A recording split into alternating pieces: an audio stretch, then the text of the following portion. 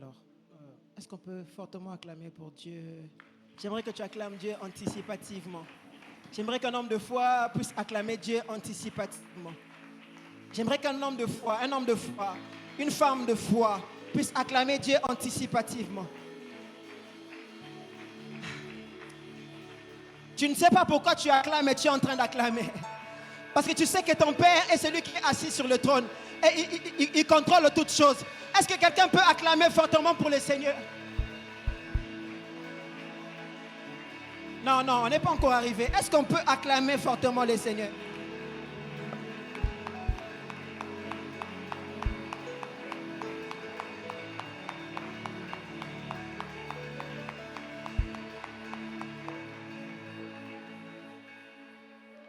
Amen.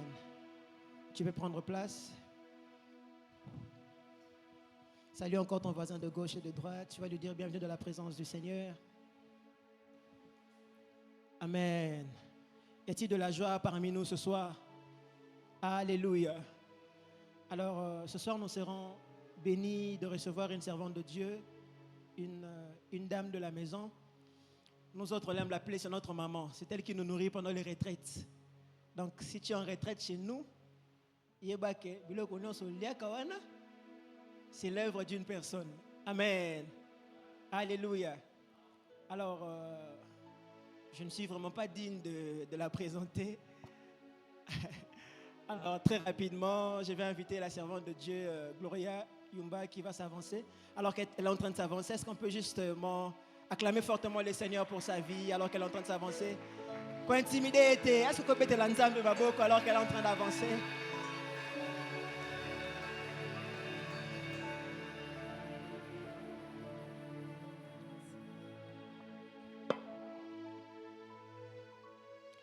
Merci. Est-ce que nous pouvons encore acclamer fortement pour le Seigneur? Est-ce qu'un jeune peut acclamer pour le Seigneur?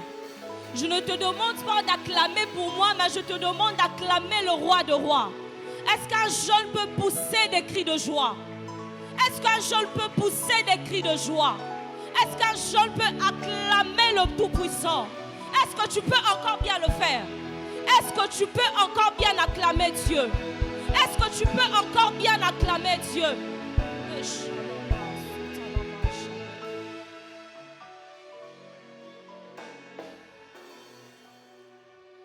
J'ai béni la présence de Dieu qui est là ce soir. Je sens une forte présence de Dieu ce soir au milieu de nous.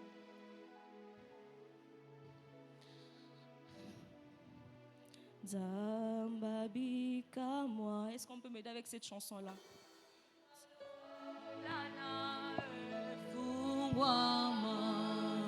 Zambabika moi. Bimodisa. Belanza babika moi. Sikalola na yo.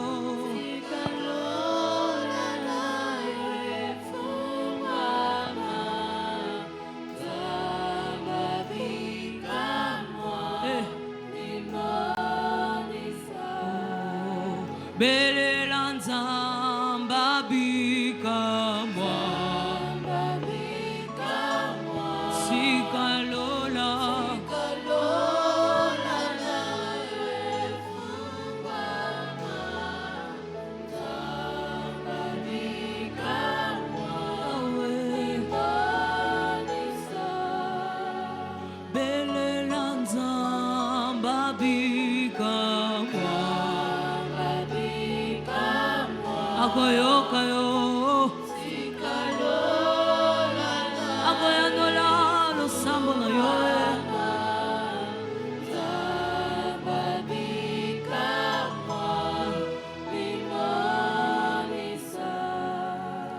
Éternel Dieu de gloire, nous te bénissons pour cette grâce que tu nous as fait encore ce soir afin de nous retrouver dans ta présence. Ce soir, éternel Dieu, nous voulons que ton ciel reste ouvert au milieu de nous. Nous voulons, Seigneur Dieu de gloire, que ce soir, que tu nous fasses du bien. Éternel Dieu, ce soir, éternel Dieu, nous voulons, Père, que tu sois au contrôle et au centre de tout. Seigneur Dieu, nous voulons ce soir que le ciel de tout un chacun de nous s'ouvre. Seigneur Dieu, ce soir, nous ne voulons pas sortir de ces lieux de la même façon que nous sommes venus. Père, ce soir, nous sommes venus à ta rencontre. Alors rencontre la vie de quelqu'un ce soir. Que quelqu'un te rencontre, Éternel. Qu'un miracle se fasse dans la vie de quelqu'un, Jésus. Ce soir, Père, nous soupirons encore à toi, Jésus. Nous ne sommes pas venus, Seigneur, à la rencontre d'un homme, mais nous sommes venus pour toi, Jésus. Alors, Père, agis. Sois au contrôle et au centre de tout. Saint-Esprit de Dieu, nous avons besoin de toi. Saint-Esprit de Dieu, nous avons besoin de toi. Car nous reconnaissons que sans toi, nous ne sommes rien. Sans toi, nous ne pouvons rien. Voilà pourquoi ce soir, Saint-Esprit, nous acclamons pour ce que tu feras au milieu de nous ce soir. Voilà pourquoi, Saint-Esprit, nous poussons des cris de joie, car nous savons que tu agiras ce soir dans nos vies. Voilà pourquoi, Saint-Esprit, nous acclamons, nous poussons des cris de joie, car nous savons que ce soir, toi seul seras en train d'agir, toi seul seras en train de se manifester, toi seul seras en train de rencontrer la vie de quelqu'un, Père.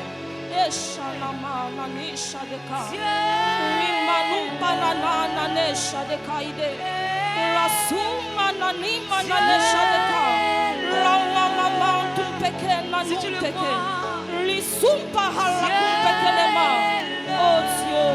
Dieu, merci pour ta présence ce soir, Jésus. Merci pour ta présence ce soir, éternel. Merci, éternel Dieu de gloire, Jésus. Merci, oh Dieu. Nous pouvons reprendre place.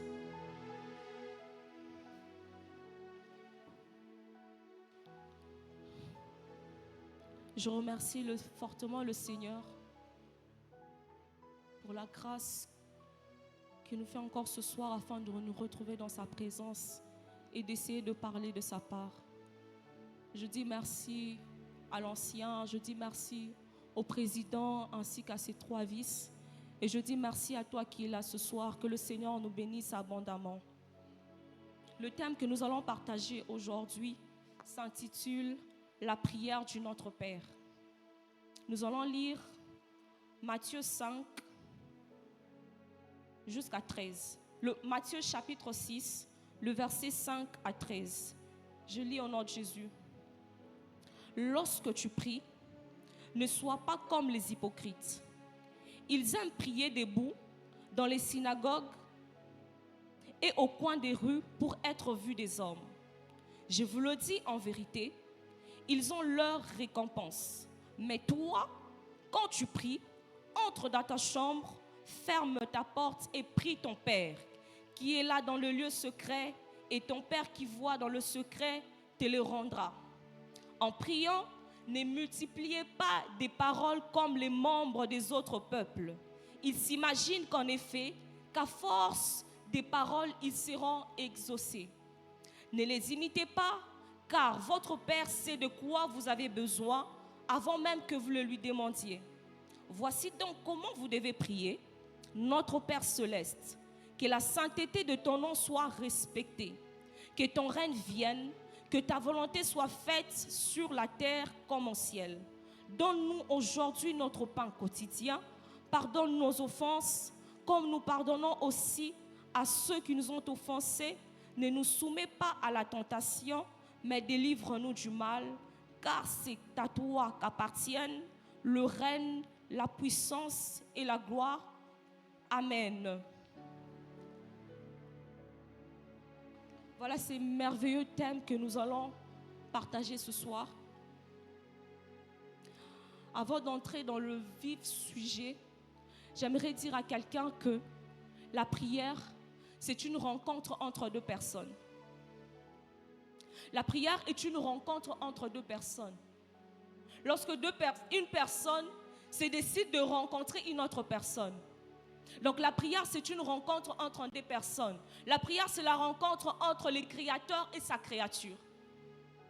J'aimerais dire encore que la prière, c'est rencontrer quelqu'un et se laisser rencontrer par cette personne. Et cette rencontre-là tisse ce qu'on appelle une relation.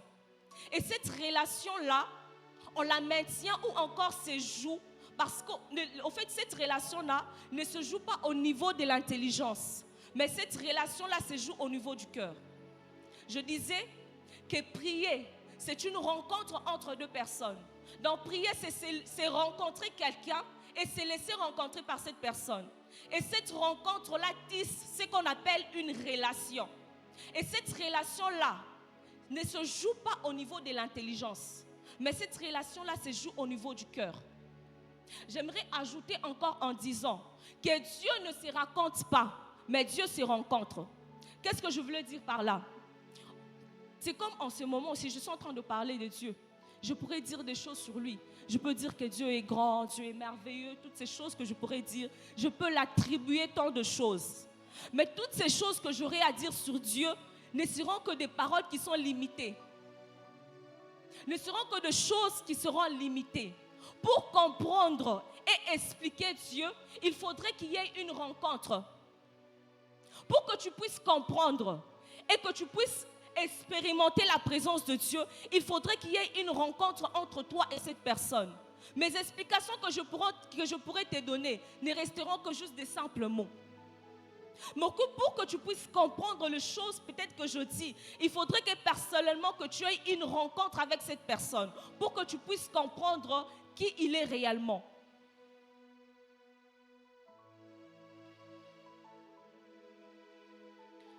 Amen.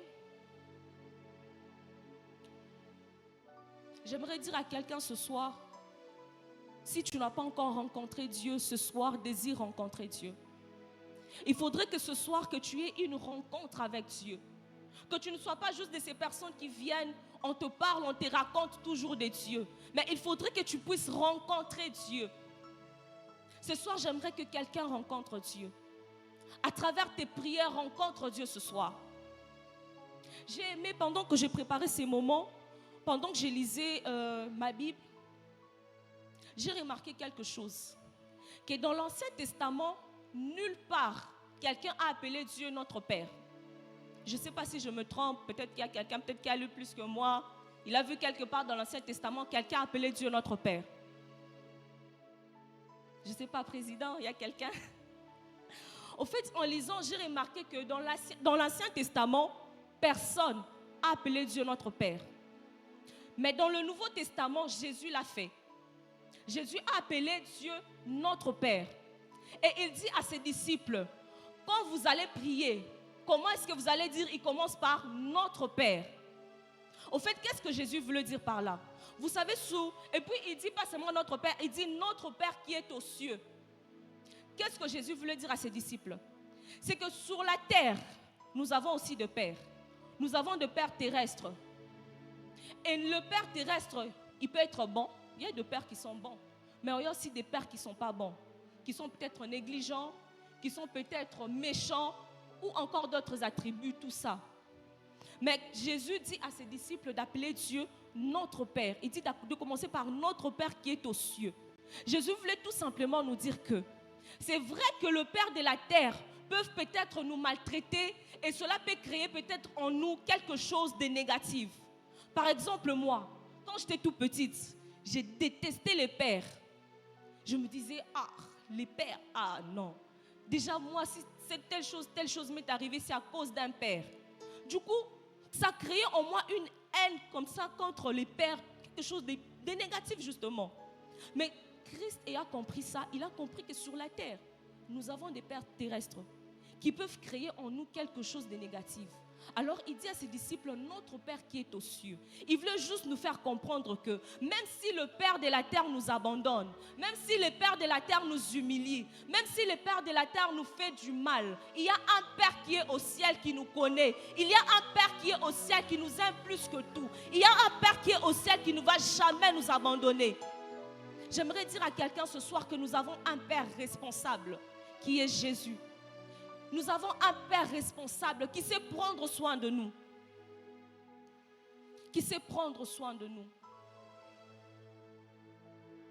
J'ai encore aimé quelque chose pendant que j'ai préparé ce temps et que j'ai encore compris quelque chose. Et que je n'ai vu nulle part où Jésus enseignait à ses disciples comment prêcher. J'ai cherché, j'ai vu nulle part où Jésus enseignait à ses disciples que pour prêcher, il faut aller à B, A, C, nulle part. Mais Jésus a enseigné à ses disciples comment prier. Pourquoi? Parce qu'il a compris que la prière était très importante dans la vie d'un homme. Avant même que Jésus demande à ses disciples d'aller annoncer la bonne nouvelle, il a voulu d'abord leur apprendre comment prier afin qu'ils apprennent que la prière est très importante dans la vie d'un homme. Nous entrons dans les versets que nous venons de lire. Dans le chapitre 5 et 6, il dit: lorsque tu pries, ne sois pas comme les hypocrites. Ils aiment prier dans les coins de rue pour être vus des hommes. Je vous le dis en vérité, ils ont leur récompense. Mais toi, quand tu pries, entre dans ta chambre, ferme ta porte et prie. Ton Père qui est là dans le lieu secret, qui voit dans le secret, te le rendra. J'ai aimé encore quelque chose. C'est que pendant que je méditais, en lisant ces versets, j'ai vu quelque chose de très intéressant. Et que Jésus, avant d'expliquer ou encore d'enseigner à ses disciples comment prier, il les a donné un avertissement. Il a commencé par un avertissement. C'est lui de lorsque tu pries, ne sois pas. Il a commencé d'abord par les avertir avant de leur montrer comment le faire. Donc Jésus a commencé d'abord par avertir aux disciples avant de leur montrer comment ils devaient prier. Il dit lorsque tu pries, ne sois pas comme les hypocrites. C'est qu'en nos jours, nous nous retrouvons dans l'église avec des personnes qui prient, mais qui ont une vie d'hypocrisie. Alors Jésus ne voulait pas que les disciples, lorsqu'ils vont se retrouver dans la présence de Dieu, qu'ils aient une vie d'hypocrisie. Voilà pourquoi il dit lorsque tu pries, ne sois pas comme les hypocrites. Ils aiment prier debout dans les synagogues au coin des rues pour être vus des hommes. Nous nous retrouvons aujourd'hui à l'église avec des personnes qui prient pour que les gens leur voient. Nous nous retrouvons aujourd'hui à l'église des personnes qui prient en train de crier, de sauter pour que les gens sentent que non, lui il a l'onction. Alors Christ voulait commencer par là. Il voulait dire aux disciples, ne soyez pas comme des hypocrites. Ne priez pas pour que les gens vous voient. Ne priez pas pour que les gens vous acclament. Ne priez pas pour que les gens puissent vous louer. Il voulait faire comprendre ça à ses disciples. À nos jours, il y a des choses tellement... Il y a des gens qui font des théâtres, des spectacles dans l'église pendant la prière que parfois ils distraient même les autres. Alors Christ ne voulait pas que les disciples, avant qu'ils commencent à prier, il ne voulait pas qu'ils aient cette attitude-là d'hypocrisie. Il voulait qu'ils changent leur attitude d'hypocrisie. Voilà pourquoi il leur dit, ne soyez pas des hypocrites. J'aimerais dire à quelqu'un ce soir, évitez de chercher à apparaître. Évitons de chercher à apparaître. Cela nous éloigne de Dieu. Aujourd'hui, la prière est devenue un moyen de montrer la piété. Donc les gens veulent se montrer qu'ils sont des saints pendant la prière. Les gens veulent se montrer qu'ils sont des saints. Évitons de montrer la piété. Soyons honnêtes. Soyons authentiques devant Dieu. Dieu cherche des personnes qui, lorsqu'ils se présentent devant lui, ils sont authentiques.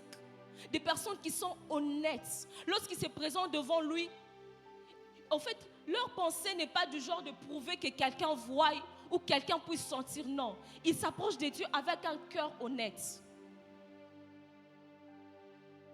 Il y a même des gens, ils entrent dans des retraites de prière juste pour prouver aux gens. Ils entrent dans des retraites de prière pour prouver aux gens. Vous savez, on peut faire des bonnes choses, mais pour une mauvaise motivation.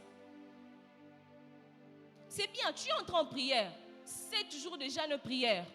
Et pour Bimio, il y a 7 jours de jeûne et prière. Il y a de ceux qui prouvent, oh moi j'ai fait 50 jours.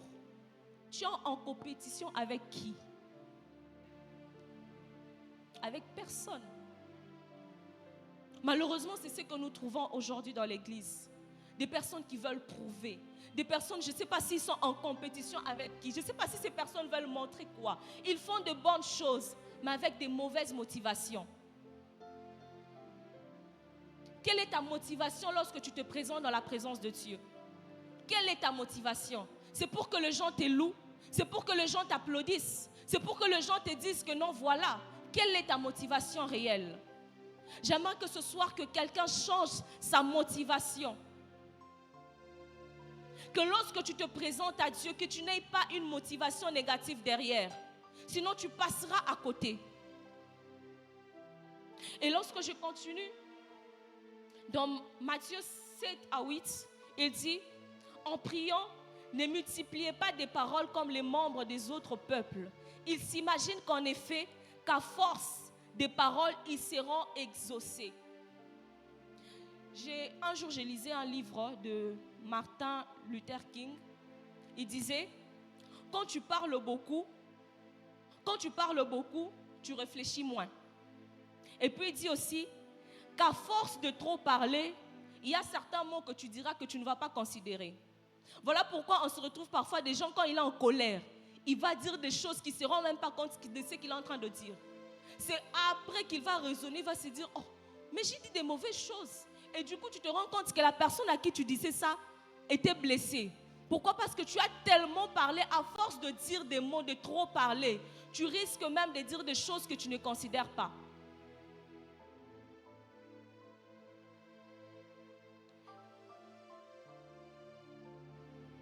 Alors, un exemple simple, pourquoi Jésus disait à ses disciples de ne pas multiplier des mots. Exemple, tu te retrouves dans la présence de Dieu, tellement que tu veux prouver que que tu es en train de dire, tu es grand, tu es fidèle, tu es en train de parler, tout ça, mais en réalité, tu ne réalises pas vraiment ce que tu es en train de dire. En réalité, tu ne comprends pas vraiment la grandeur du mot que tu es en train de prononcer. Alors Jésus ne voulait pas que les disciples multiplient des mots vainement. Il voudrait qu'ils comprennent, lorsque tu te présentes dans la présence de Dieu, il faudrait que tu comprennes les mots que tu es en train de dire à Dieu. Il faudrait que tu saches réellement ce que tu es en train de dire à Dieu. Lorsque tu dis que Dieu est grand, que tu comprennes vraiment la grandeur de Dieu, que tu réalises vraiment la grandeur de Dieu. Parfois nous prions tellement, nous disons tellement de choses qu'au fond de nous, on ne comprend pas réellement qu'est-ce qu'on est en train de dire. Parfois, on ne comprend pas la profondeur des mots que nous sommes en train de prononcer.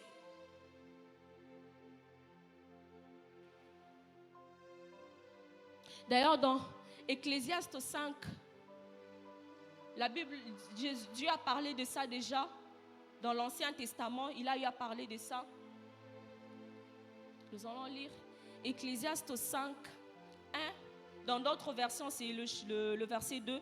Il dit, ne t'empresse pas d'ouvrir la bouche, que ton cœur ne se précipite pas d'exprimer une parole devant Dieu.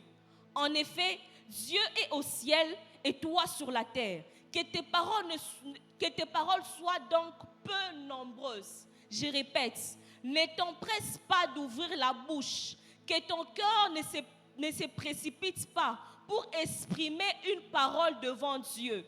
En effet, Dieu est au ciel et toi sur la terre. Que tes paroles soient donc peu nombreuses.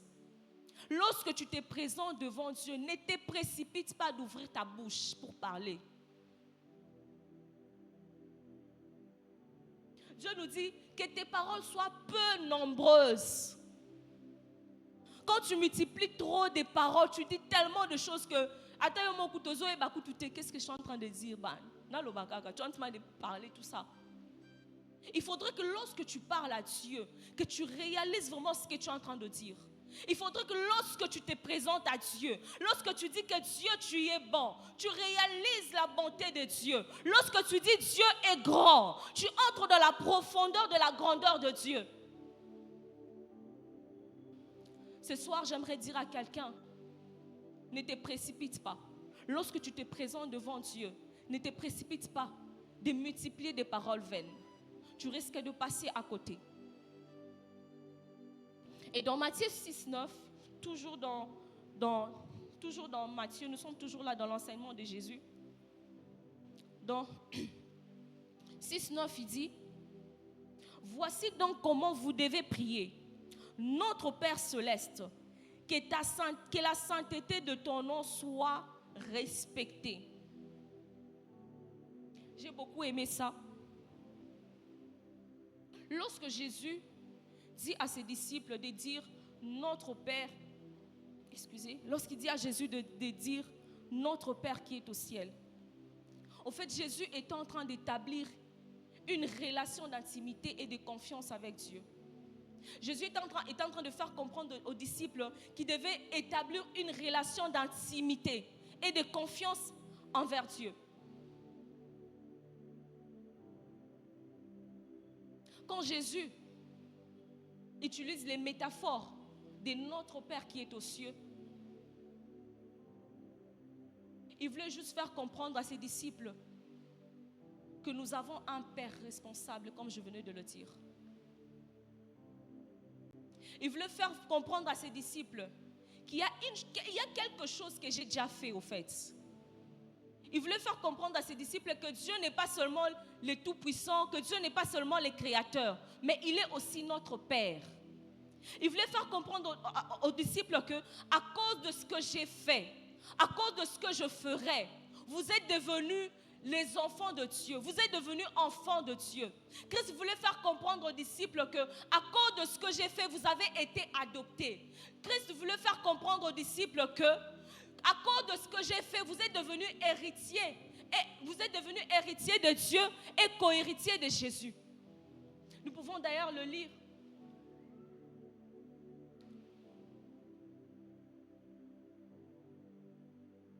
Nous pouvons le lire dans Jean. Dans Jean, Jésus dit à ses disciples qu'à tous ceux qui l'ont reçu, il leur a donné le pouvoir de devenir enfants de Dieu. Et dans Romains, il dit que vous êtes héritiers de Christ, vous êtes héritiers de Dieu et co-héritiers de Christ. Donc Christ voulait nous faire comprendre cette nature-là. Il voulait que nous puissions comprendre que là, nous ne sommes pas seulement devant notre Créateur, nous ne sommes pas seulement devant le Tout-Puissant, mais nous sommes devant un Père. Nous sommes devant celui qui nous a adoptés. Nous sommes devant celui qui nous a pris comme étant ses enfants.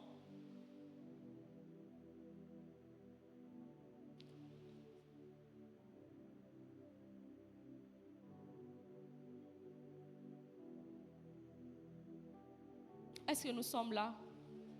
Amen. La façon dont vous me regardez là, ça m'intimide même.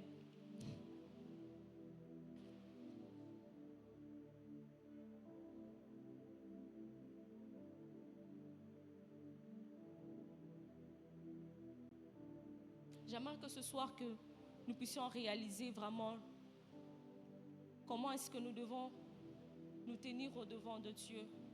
Comment est-ce que nous devons nous présenter devant Dieu. Dieu nous attend à tellement de choses, mais parfois notre façon de nous présenter devant Dieu ne permet pas à ce que nous puissions recevoir les choses que Dieu a prévues pour nous. Et dans le même verset de verset 9, il dit que la sainteté de ton nom soit respectée. Qu'est-ce que Jésus voulait dire par là? Jésus voulait dire que le nom de Dieu doit être mis à part, que le nom de Dieu doit être honoré, que le nom de Dieu doit être respecté. Mais comment? Par notre façon de marcher, par notre façon de parler, par notre façon de nous comporter. Nous devons honorer Dieu. D'hier, j'ai été choquée. Il y a un de mes amis qui a posté quelque chose et j'ai commenté ça. Bizarrement, cet homme-là, c'est un homme de Dieu dans son église. Il est un grand intercesseur. Quand on part chez lui, vraiment, c'est homme de Dieu. Non seulement ça, il est modérateur. Et bientôt là, il sera prédicateur. Mais il me dit quelque chose dans son statut, j'ai commenté. Il me dit, on parlait par rapport des sexes avant le mariage, toutes ces choses-là. Il dit, moi, ça ne me gêne pas, ça ne me dérange pas, j'aime ça, donc. J'étais scandalisée. J'ai dit, c'est ce que tu enseignes aux autres. Tu es modérateur, tu es prédicateur et toi, ça ne te dérange pas. Donc lui, ça ne lui dérange pas. Il dit, moi, ça ne me dérange pas, je suis vrai, je ne veux pas être hypocrite. Moi, ça ne me dérange pas. J'étais choquée. Je me suis dit, et cette personne se tient devant les gens. Il parle de la part de Dieu. Il prêche aux gens. Mais regardez ce qu'il fait en cachette. C'est triste. Ça m'avait fait tellement mal. Je me suis dit, mais Seigneur, comment les gens aujourd'hui peuvent te servir? Ils sont appelés serviteurs, servantes. Mais dans le secret, ils font des choses terribles. Dans le secret, ils font des choses horribles. Ces personnes n'honorent pas le nom de Dieu dans le secret. Ça fait mal. Je me demande vraiment si j'étais à la place de Dieu, lui au ciel, vraiment. Pourquoi quand ton Dieu m'a changé? Si c'était le Dieu de l'ancien temps, tu te tiens là seulement pour modérer, bêti au pays. Mais Dieu, c'est un Dieu miséricordieux, vraiment changeant. Lorsque nous servons Dieu, servons-le honnêtement. Honorons le nom de Dieu partout où nous sommes. Que tu ne sois pas juste saint à l'église, mais sois saint partout. Sois authentique partout. Que la personne qu'on connaît à l'église, que ce soit cette même personne qu'on connaît à l'université, que ce soit cette même personne qu'on connaît à la maison, que ce soit cette même personne qu'on connaît partout. Je m'imagine un peu ces frères-là, il a dit, lui, il a déjà couché avec je ne sais pas combien de filles, mais un serviteur de Dieu. Mais tu sais, je me demande, quand ces filles-là, un peu les sœurs-là de l'église, hein, mais tu sais, je me demande, quand ils prêchent là, ils modèrent, quand ces sœurs-là le voient en train de dire, de parler de Dieu, au fait, qu'est-ce que ces sœurs se disent dans la tête, au fait? C'est pourquoi il arrive de temps qu'à cause de nos comportements, à cause des choses que nous faisons, nous sommes en train de déshonorer le nom de Dieu. Honorons le nom de Dieu. Il y a parfois, tu fais des choses en cachette. Peut-être il y a quelqu'un qui te voit. Il y a quelqu'un qui te regarde. À cause de ce que tu fais, tu peux perdre une âme. Il y a quelqu'un qui te suit. Honore le nom de Dieu partout. Je me rappelle une fois, une de mes amies très proches, elle me dit, Gloria, yo penza so ozika zemi, natiko sambela. J'étais choquée, j'ai dit, oh, comment ça? Il me dit, la façon dont je te vois, si j'entendais dire ce genre de choses en tout cas, non, le baté, ça m'avait travaillé. Je me suis dit, c'est que comme je suis là, il y a des gens qui m'observent. Il y a d'autres personnes peut-être qui ne viendront pas te dire, mais ils t'observent de loin. Peut-être que tu n'as pas peut-être l'occasion de prêcher les gens comme ça, mais tu peux leur prêcher par ta façon d'être. Tu peux leur prêcher par ton comportement. Alors honorons Dieu. Honorons Dieu partout. Alors quand Jésus tente de dire que ton nom soit sanctifié, il voulait honorer le nom de Dieu. Il voulait faire respecter le nom de Dieu. Faisons respecter le nom de Dieu. Aujourd'hui, nous voyons même dans les internets, les gens arrivent à insulter Dieu à cause de mauvaises choses que les hommes de Dieu font. Ces personnes déshonorent le nom de Dieu. Alors ne sois pas parmi ces personnes qui déshonorent le nom de Dieu. Ne soyons pas parmi ces personnes. Je suis déjà en train de chuter parce que nous devons prier. Nous descendons dans Matthieu. Nous sommes maintenant dans Matthieu, toujours dans le chapitre 6. Maintenant, nous sommes au verset 10. Il dit, que ton règne vienne, que ta volonté soit faite sur la terre comme au ciel. Au fait, là, Jésus voulait faire comprendre aux disciples que nous devons dépendre de Dieu quotidiennement. Nous devons dépendre. Je suis plutôt au 11 plutôt parce que le 10 j'avais déjà lu, c'est le 11 plutôt. Il dit, donne-nous aujourd'hui notre pain quotidien. Excusez-moi. Il disait, donne-nous aujourd'hui notre pain quotidien. Au fait, là, Jésus voulait faire comprendre aux disciples qu'ils devaient totalement dépendre de Dieu. Nous devons dépendre de Dieu tous les jours de notre vie, dépendant de Dieu. Sinon, il pouvait dire carrément, donne-nous notre pain sémestriel ou encore donne-nous notre pain journalier. Je ne sais pas. Mais il a dit quotidien, qui veut dire tout le jour, nous avons besoin de Dieu. Qui veut dire que tout le jour, nous devons dépendre de Dieu. Au fait, lorsqu'il parle de pain, le pain ne symbolise pas seulement les besoins physiques, mais aussi les besoins spirituels, mais aussi les besoins émotionnels. Donc, dans tout ce que nous avons, les besoins physiques, spirituels, émotionnels, dépendant de Dieu. Ne fais rien sans Dieu. J'insiste, ne fais rien sans Dieu. dépends de Dieu en tout et pour tout. Lorsque Dieu est au centre de tout ce que tu fais, tu verras que ça va réussir. Même si aujourd'hui ça a échoué, sache que demain ça réussira. Pourquoi? Parce que tu dépends de Dieu. Apprenons à dépendre de Dieu. Jésus voulait faire comprendre aux ses disciples, dépendez totalement de Dieu. Il voulait apprendre déjà aux disciples de dépendre de Dieu parce qu'il savait déjà qu'un jour je ne serai plus là. Ces personnes resteront seules. Alors ils doivent dépendre totalement de moi pour qu'ils puissent réussir leur mission. Dépendons de Dieu. Tu veux réussir, dépends de Dieu. Ne fais rien sans Dieu. Voilà pourquoi aujourd'hui nous nous retrouvons, beaucoup de gens pleurent. Pourquoi nous faisons des choses sans Dieu et après nous retournons vers Dieu. Dans tout ce que nous voulons faire, commençons avec Dieu.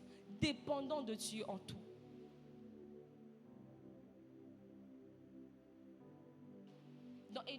Dans le chapitre 12, dans le chapitre toujours 6, le verset 12, il dit, pardonne-nous nos offenses comme nous pardonnons aussi à ceux qui nous ont offensés. Jésus voulait faire comprendre à ses disciples que le pardon était essentiel dans notre relation avec Dieu. Voilà pourquoi même dans Marc ou encore dans Éphésiens, il dit, lorsque tu as un problème avec quelqu'un, il dit même que tu ne donnes même pas l'offrande. Tu vas d'abord arranger avec cette personne. Dans Marc, il dit de toujours pardonner les autres. Les pardons nous guérissent, les pardons nous libèrent. Ne te présente pas devant Dieu pendant que tu sais que j'ai un problème avec quelqu'un, mais tu viens devant Dieu pour lui parler. Tu vas passer à côté. Alors, Jésus voulait faire comprendre aux disciples l'importance du pardon. Apprenons à pardonner. Tu veux que Dieu te pardonne, apprends aussi à pardonner. Il y a même de ceux qui disent que non, oublie aussi. Si tu n'as pas oublié, c'est que tu n'as pas pardonné. Parce que le jour que la personne a au sale sous ma baie, tu vas encore lui rappeler ce qu'il t'avait fait. Mais lorsque tu oublies, tu oublies. Apprenons à pardonner. C'est très important. C'est très, très important. Et dans le dernier, le verset 13, il dit, ne nous expose pas à la tentation, mais délivre-nous du mal. Là, Dieu voulait faire comprendre aux disciples qu'ils devaient toujours reconnaître leurs faiblesses. Au-devant de Dieu, ne venons pas comme des gens qui sont forts, les gens capables de tout, Batubakoka, non. Lorsqu'on se présente devant Dieu, reconnaissons que nous devons reconnaître que sans lui, nous ne pouvons rien faire. Nous devons reconnaître que nous ne sommes que des faibles personnes. Seul lui est capable de nous fortifier. Il dit d'ailleurs que sans moi, vous n'êtes rien. Il faudrait que lorsque tu vis ta vie, que tu reconnaisses que sans Dieu, je ne suis rien. Que tu reconnaisses que sans Dieu, je ne suis rien. Lorsque tu te présentes à Dieu, tu dis à Dieu, Seigneur, je ne suis qu'une faible personne. Regarde ce que j'ai fait. Regarde ce que je fais. Je viens à toi tel que je suis. Ne te présente pas à Dieu comme une personne parfaite. Tu te connais mieux que personne. Tu peux peut-être tromper aux hommes, mais tu ne tromperas pas à Dieu. Parce qu'il est celui qui voit même au fond des mers, à Monaca. Alors apprenons à nous présenter au-devant de Dieu comme étant des faibles personnes. Apprenons à nous présenter au-devant de Dieu comme des personnes incapables. Comme des personnes incapables, des personnes qui ne peuvent rien faire sans lui. C'est ça, au fait, que Jésus voulait faire comprendre aux disciples. Qui devaient, lorsqu'ils se présentent à Dieu, qu'ils se présentent comme étant des hommes faibles et non comme des hommes capables de tout. Et il finit par dire, car c'est à toi qu'appartiennent le règne, la puissance et la gloire pour le siècle des siècles.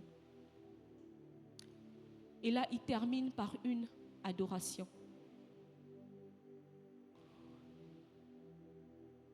Nous devons toujours apprendre à adorer Dieu. Apprenons à élever le nom de Dieu en tout et pour tout. Même quand tout va bien, élève Dieu. Même quand tout va mal, élève Dieu. Même quand tu vois que là, ça ne va plus, élève Dieu. Apprenons à élever Dieu. Apprenons à élever Dieu. Je n'ai pas voulu être très longue, mais j'aimerais que déjà pendant ces instants, que tu puisses déjà connecter ton esprit au trône de Dieu. Que tu oublies, que tes pensées, tout ce que tu as fait la journée, tout ce que